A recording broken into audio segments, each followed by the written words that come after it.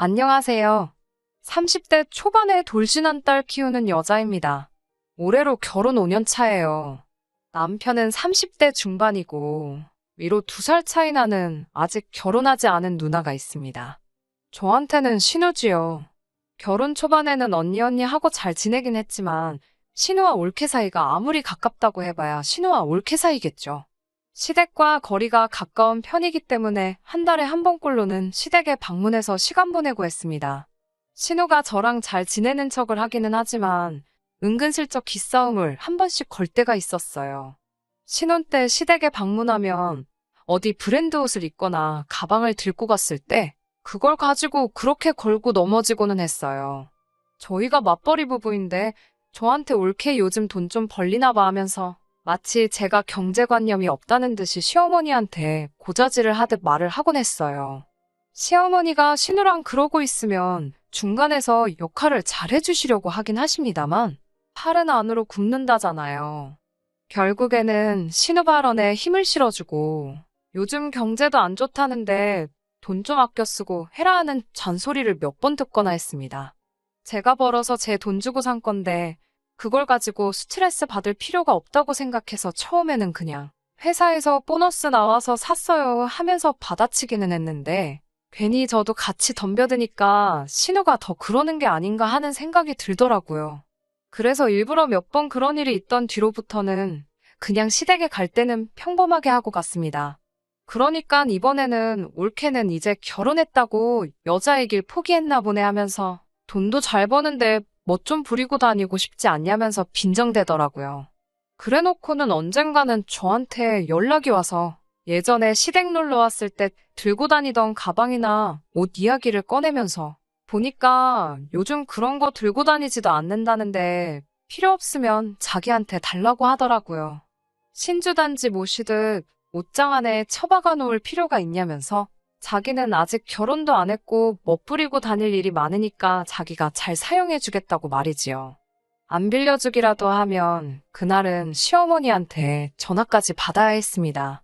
이야기 들어보니까 너는 이제 안 쓴다는 것 같은데 뭐가 아까워서 그러냐면서 그냥 한 번만 빌려주라는 식으로 잔소리를 들어야 했어요.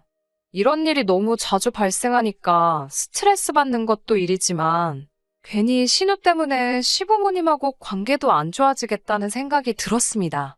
그래서 남편한테 신우에 대해서 길게 이야기를 나눠본 적이 있어요. 그런데 남편은 그래도 자기 누나라고 은근슬쩍 누나 편에 서서 해명을 대신 해주더라고요. 제가 힘들어한다는 건 크게 관심도 없는 건지 그래도 누나가 첫째라고 자기한테 양보도 많이 해주고 여태까지 자기가 누나 도움을 많이 받아왔으니 제가 누나 유별난 거 조금만 참아달라고 부탁을 하더라고요. 괜히 저 때문에 집안 분위기도 이상해지지 않냐면서 저만 참으면 되는 일인데 그게 어렵냐고 끝까지 신우를 대신해서 말을 하더라고요. 서운하기도 하고 화도 많이 나서 남편한테 그러면 누나랑 살지 나랑은 결혼을 왜 했냐고 한마디 쏘아붙였습니다. 앞으로 한 번이라고 저도 더는 참지 않을 거라고. 진심으로 내가 신우랑 잘 지내는 모습을 보고 싶으면 중간 역할을 똑바로 하라고 했어요. 남편은 알겠다고 대답했고 앞으로 잘 지낼 수 있게 자기가 중간에서 조율을 잘하겠다는 대답을 자신 있게 했습니다. 그런데 중간 역할을 한다는 게 남편 생각에는 누나 앞에서는 누나 편 들고 내 앞에서는 내 편 들고 시모 앞에서는 시모 편 들고 박쥐 같은 역할을 하는 게 중간 역할이라고 생각했나 봅니다. 하루는 제가 회사에서 야근이 있던 날이었어요. 다음 날이 저랑 절친한 친구 결혼식이라서 일부러 회사에 월차까지 내서 제 앞으로 있던 잔업들을 다 정리할 요량으로 야근을 하고 있었습니다. 거의 밤 12시가 다 돼서 지친 몸을 이끌고 퇴근을 했어요. 그리고 다음날 아침 일찍부터 미용실 가서 머리도 하고 집에 돌아와서 옷을 갈아입으려는데 제 옷장에 그 옷이 없더라고요. 결혼식 날 입으려고 지난 주말에 세탁소에 드라이까지 돌려놓고 비닐도 안 벗기고 옷장에 보관하고 있었던 옷인데 말입니다. 당황스러워서 회사에 있는 남편한테 전화해봤는데 그 옷이 왜 없냐는 겁니다. 저보고 세탁소에서 안 가져온 거 아니냐 하면서 잘 좀 찾아보라고 하는데 아무리 찾아도 없는 건 없는 거였어요. 결국에는 급한 대로 다른 옷 꺼내 입고 친구 결혼식을 다녀왔습니다. 오랜만에 친구들 만나서 뒤풀이도 하고, 솔직히 결혼식장 가서는 사라진 옷 생각도 있고, 오랜만에 마음 편하게 시간 보내다가 저녁 늦게가 돼서 집에 돌아왔습니다. 남편 퇴근한 후에 집에 돌아왔는데 남편이 네가 찾던 옷이 이거 아니냐면서 아무리 찾아도 없던 그 옷을 내밀더군요. 드라이 맡겼을 때 받은 비닐봉지 그대로 옷걸이에 걸려 있더라고요. 정말 귀신이 고칼로릇이었습니다. 집이 무슨 궁궐 같은 것도 아니고 20평대 아파트의 제일 작은 방에 붙박이장 해놓고 옷방으로 해놓았거든요. 칸칸이 다 열어보고 샅샅이 뒤져도 없던 옷이 집에 돌아오니 있는 게 마음에 걸렸습니다. 어쨌든 그때까지는 그냥 내가 마음이 급해서 못 받겠거니 하고 넘어가려고 했어요. 제자리에 걸어두려고 비닐을 벗겼는데 조금 위화감이 들더라고요. 드라이 돌린 옷인데 비닐 안에서부터 섬유탈 취재 냄새가 심하게 났거든요. 혹시나 싶어서 주머니를 뒤져봤는데 주머니에 은행거래명세표가 하나 들어있더군요. 예금 주명에 떡하니 적인 세 글자. 신우 이름이 거기에 있었고요. 남편 불러서 이게 뭐냐고 물어봤습니다. 신우 이름이 떡하니 적힌 거래 명세표를 들이미니까 남편 얼굴이 똥 씹은 표정으로 바뀌더라고요. 설명을 해보라고 했더니 남편도 더 이상 달아날 구멍이 없다는 걸 깨달았나 봐요. 결국 자초지종을 털어놓더군요. 제가 야근했던 그날에 신우가 약속이 있는데 입고 나갈 옷이 없다고 저희 집까지 찾아왔다는 겁니다. 남편은 제가 늦게나 돼서 들어오는 걸 알고 있었으니 아무 생각 없이 신우한테 현관문도 열어주고 옷방문까지 열어줬던 거고요. 드라이 돌려서 새 옷 같은 깔끔한 옷이 있으니 신우는 신이 나서 그 옷을 가지고 나갔던 거였고 제가 그 옷이 없어진 걸 알게 되자 남편이 신우시켜서 가져간 그대로 가져오라고 한 거고 제가 친구 결혼식장 가 있는 동안 돌려놓은 거였지요. 완전 범죄를 꿈꾸다가 신우가 멍청하게 현금 인출기에서 나온 거래명세표를 주머니에 넣어둔 바람에 저한테 딱 걸리고 만 것입니다. 남편하고 대판 싸웠습니다. 남편은 뻔뻔하게 그렇게 소중한 옷이고 입을 계획이 있었으면 잘 챙겨뒀어야지 하면서 그걸 또 제 탓으로 몰더라고요. 저번에 싸웠을 때 신우 일로 더 이상 참지 않겠다고 제가 마지막 경고를 하지 않았느냐고 따지니 제가 앞으로 한 번이라고 했으니 이번에도 저보고 또 참고 넘어가라고 뻔뻔하게 나오는 겁니다. 이번에도 그냥 넘어가주면 앞으로 어떻게 될지 눈에 선해서 그냥 넘어가지 않았습니다. 시어머니한테 전화해서 더는 이렇게 못 살겠다고 말하고 그 길로 제 짐들 싹 다 챙기기 시작했어요. 남편은 그제서야 일이 이렇게 될 줄은 몰랐다면서 방금까지 보이던 뻔뻔한 모습은 온데간데 없고 손이 발이 되도록 싹싹 빌더라고요. 앞으로 같은 일이 발생하지 않게 자기가 잘하겠다 하는데 진작에 제가 잘하라고 할 때부터 그렇게 했으면 좀 좋았을까 싶었습니다. 제 전화 받고 시어머니도 그 길로 바로 저희 집으로 와서는 저한테 제발 남편 한 번만 봐달라고 사과를 하시고요. 이 일의 주범은 신우인데 왜 다들 신우 이야기는 하나도 꺼내지 않고 남편은 자기가 잘하겠다 싹싹 빌고 있고 시어머니는 남편 한 번만 봐달라고 하는지 참. 정작 사과를 해야 할 신우한테서는 그 뒤로도 연락 한 통 없었습니다. 그래도 한번 내지르고 나니 그 뒤로부터 같은 일은 일어나지 않았어요. 신우는 그때 일은 언급조차 안 하고 계속 쿨한 척 행동하는 걸 보니 참 낯가죽도 두껍다 싶었고 그 뒤로부터는 신우하고는 최대한 거리를 두고 지냈습니다. 시댁에 가는 것도 그 뒤로는 단 한 번도 없었어요. 남편도 시어머니도 알고 있던 거죠. 신우가 제 앞에 수그리고 들 일은 없을 거고 괜히 두 사람 마주치게 해서 일을 또 만들봐야 두 사람도 차라리 제가 시댁에 발길 안 하는 게 낫겠다고 생각했던 거예요. 괜히 집 분위기 이상하게 만든다고 나한테 가스라이팅을 했으면서 정작 본인들도 신우한테 문제가 있다는 걸 알고 있었다니 웃음도 나오지 않았어요. 명절이나 그럴 때도 시댁에는 남편 혼자 갔고 저는 바로 친정으로 향하고 그랬습니다. 시댁의 발길을 끊었다고 연을 끊고 지낸 건 아니었습니다. 신우가 있는 시댁에만 안 가는 거지 시부모님 생신이라던가 하는 행사가 있으면 시부모님만 밖에서 따로 만나 저녁 식사하고 그렇게 지냈어요. 신우는 집에 있었지만 안 좋을 거 아니까 다행히 집에다 떼어놓고 오시더라고요. 그래서 한동안은 별다른 문제는 없었습니다. 제 인생에서 신우 하나만 걷어냈을 뿐인데 인생이 바뀌더라고요. 남편과도 전에 없이 사이가 좋아지고 시부모님과도 물론 사이좋게 지내게 되었습니다. 한편으로는 이렇게 편할 것 진작에 한바탕 할 걸 그랬다 싶은 생각도 들었고요. 그리고 남편과 저 사이에 아이도 태어났고 아이 돌 지났을 때도 신우 빼고 온 가족이 저희 집에 모여서 식사도 하고 그냥 평범한 인생을 살게 되었지요.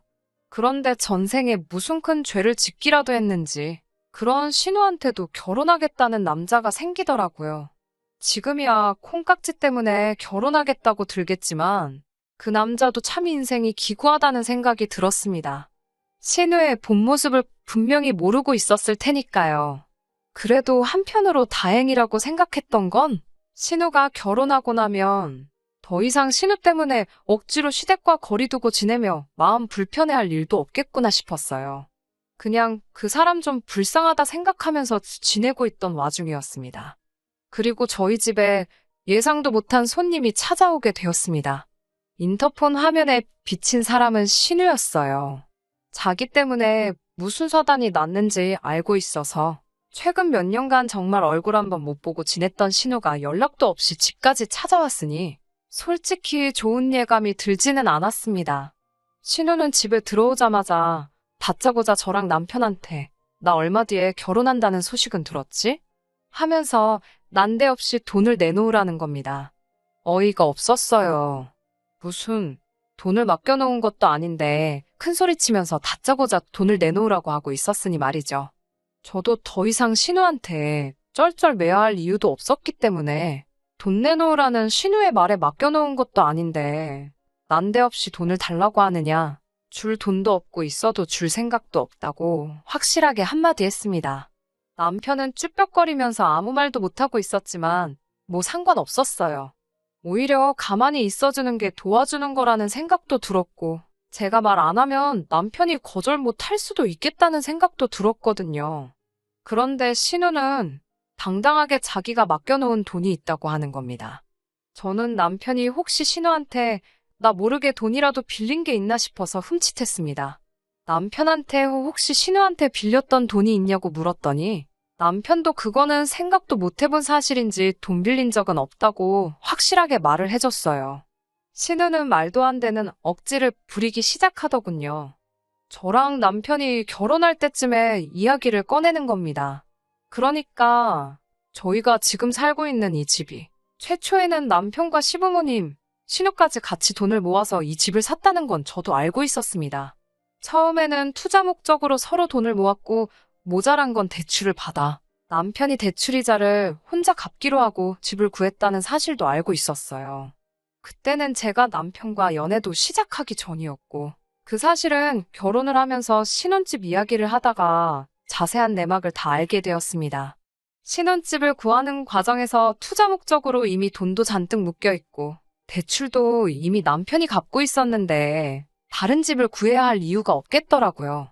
시부모님도 그 집에 같이 투자했던 투자금을 돌려받는 대신에 저희들 결혼 비용으로 지원을 해주겠다고 했습니다. 신우는 투자금이라고 1,500만 원 들어간 게 전부였는데 그 부분에 있어서는 제가 모아놓은 돈으로 신우의 초기 투자금을 이자까지 약간 쳐서 돌려줬어요. 그리고 남편 앞으로 들어가 있는 대출을 제 돈으로 해결하면서 집도 공동명의로 변경을 하게 되었고요. 그래서 원래는 시가족이 투자 목적으로 구한 집에 저희가 신혼살림을 차리게 되었고 여태까지 그 집에 살고 있었습니다. 금전관계에 대한 부분은 이미 결혼 전에 싹 다 정리가 된 상황이었는데 신우가 이제 와서 우리한테 돈을 내놓으라고 하는 이유가 거기 있더라고요. 저희가 5년간 결혼 생활을 유지해오면서 집값이 적당히 오른 상황이었습니다. 제가 나머지 대출금을 해결하면서 집에 더 이상 대출이자로 나갈 돈도 없어졌기 때문에 집값이 오른 건 당연히 좋은 일이었죠. 그런데 신우가 이제 와서 한다는 말이 저만 아니었으면 자기는 이 집에 투자금을 도로 돌려받을 일도 없었을 거 아니냐면서 자기가 투자했던 만큼의 이득분을 저희가 신우한테 줘야 한다는 말도 안 되는 어깃장을 부리기 시작한 거죠. 제가 자기 동생하고 결혼만 안 했으면 5년이 지난 지금 집값이 오른 만큼 자기는 그 돈을 앉아서 벌 수 있었던 건데 저 때문에 집값이 오르기도 전에 투자금을 빼야만 했다고 말이죠. 그리고 이제 자기도 결혼을 해야 하는데 결혼 비용이 필요하니 돈을 달라고 하는 거였습니다. 그 돈 돌려준 지도 벌써 5년이 지났고 신우도 지난 5년간 논 것도 아니고 일을 하고 있었을 텐데 결혼 비용이 대체 얼마가 필요하길래 저런 어깃장을 부리고 있나 싶었습니다. 어이가 없더라고요. 신우는 모아놓은 돈이 한 푼도 없었던 겁니다.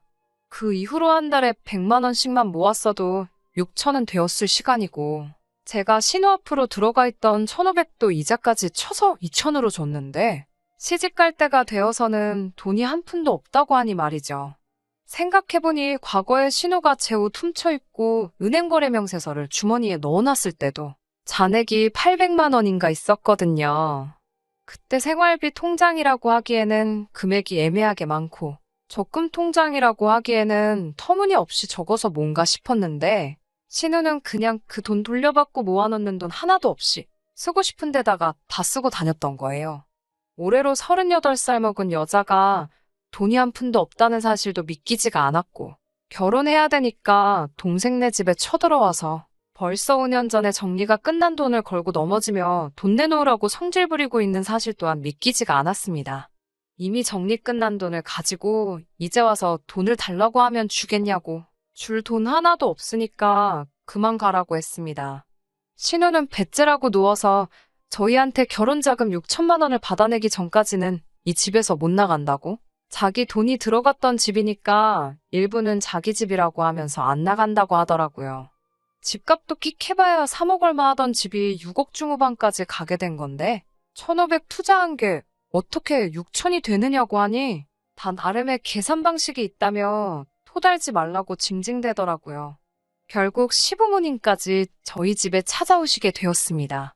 그래도 그동안 신우를 빼고 잘 지냈던 것도 있고 이 상황은 누나 편만 들던 남편이 보기에도 말도 안 된다고 하는 상황이니 시부모님도 당연히 신우한테 한마디 할 줄 알았어요. 그런데 그건 저만의 착각이었던 겁니다. 시어머니는 집에 들어오자마자 신우한테 내가 말해준다고 했는데 미리 와서 줄 돈도 못 받게 일을 키우냐고 신우를 나무라더군요. 그 말 들었을 때부터 딱 틀렸구나 싶었습니다. 이 계획이 누구한테서 나온 건지는 모르지만 애초에 시어머니도 신우가 결혼 자금이 없는 걸 알자 저희한테 아쉬운 소리 할 생각부터 가지고 계셨던 겁니다. 저한테 네가 이해해라, 나쁘게만 생각하지 말아달라 하면서 결과적으로는 신우 요구를 들어달라는 말을 꺼내시더군요. 신우가 시집만 가고 나면 또 있을 일도 아니지 않느냐. 신우 결혼 상대가 지방에서 사업을 하는 사람인데 결혼 후에는 그쪽으로 내려가 살 거다 하면서요. 앞으로 평생 신우 안 보고 살려면 지금 돈을 내놓으라는 소리로밖에 들리지 않더라고요. 이미 거절의 의사를 똑똑히 밝혔음에도 불구하고 시어머니는 계속해서 너희는 집값도 올랐잖니, 맞벌이 하면서 돈도 잘 벌잖니 하면서 38살 먹은 신우, 지금 그 사람 아니면 누구한테 시집 보내겠냐면서 저보고 계속 신우 살려주는 셈 치고 돈을 달라고 하시는 겁니다.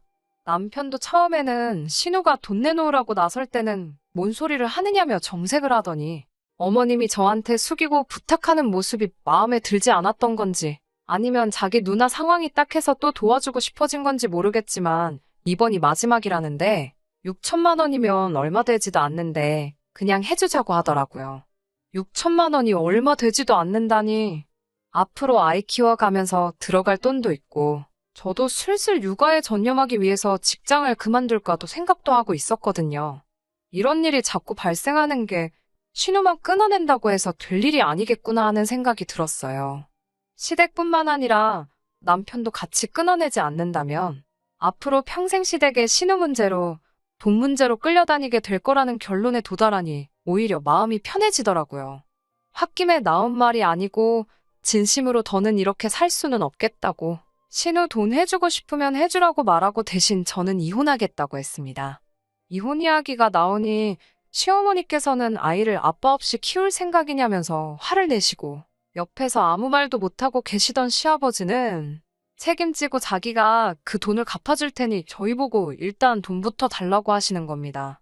평생 전업주부로 살아오신 시어머니와 몇 년 전에 은퇴하셔서 연금으로 생활하시는 시아버지가 어떻게 6천을 모아서 저한테 갚겠다고 하시는 건지. 앞으로 제 인생도 우리 아이 미래도 창창한데 아이 아빠 없이 키울 생각에 이혼 못하고 원하는 대로 해주면 평생을 두고 후회할 것 같다는 생각이 들었습니다. 이미 옛저녁에 정리된 금전관계 가지고 투자금 운운하면서 돈 내놓으라는 신호와 똑같은 계산 방식으로 저도 말했습니다. 결혼할 때 들어갔던 제 돈만큼 집값 오른 거 계산해서 재산 분할하겠다고요. 그러면 그 돈으로 신우 결혼자금 해주시면 되는 거 아니냐고. 결국 신우 원하는 대로 되는 집구석에서 힘없는 며느리로 살 바에 혼자 사는 거 택하겠다고 했습니다.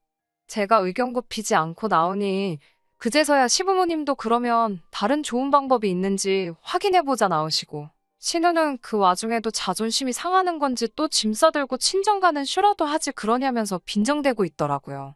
뭐가 잘났다고 큰 소리를 치는 건지 정말. 결국에는 끝끝내 달라진 게 없었습니다. 시부모님도 이번이 아니면 신우 시집 보내긴 글른 것 같고, 아무리 생각해도 신우 결혼 상대가 원하는 결혼 비용 마련할 구석이 생기지 않으니 좋은 방법 찾아보자고 해놓고는 결국 또 저한테 아쉬운 소리를 하더라고요. 그래서 현재는 제가 이혼을 준비하게 되었습니다.